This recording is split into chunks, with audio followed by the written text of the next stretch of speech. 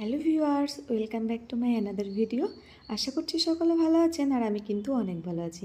তো চলুন আজকে লাঞ্চের মেনু শেয়ার করার সঙ্গে সঙ্গে কিছু পার্সোনাল এক্সপিরিয়েন্সও আপনাদের সঙ্গে শেয়ার করব। তো আমি বোম্বেতে এসেছি মোটামুটি 2-2.5 মাস হতে চললো। আর এখানে আসার পর একটা জিনিস খেয়াল করছি, সেটা হচ্ছে বাড়িতে যখন কোনো কিছু ঝোল রান্না করতাম সেটা কিন্তু বেশ টেস্টি লাগতো খেতে।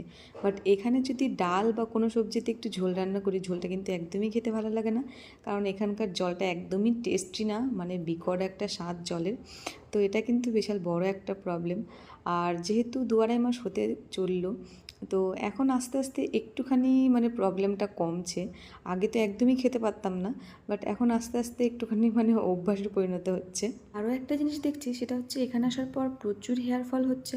তো এখানকার জলটা কিন্তু বিশাল বড় একটা প্রবলেম ক্রিয়েট করছে, বাট কিছু করার নেই। আর বেশি দিন নেই এখানে, কিছুদিন পরে চলে যাওয়া বাড়িতে, ব্যাস সব প্রবলেম সলভ। তো আশা করছি ভিডিওটা আপনাদের ভালো লাগলো একটা লাইক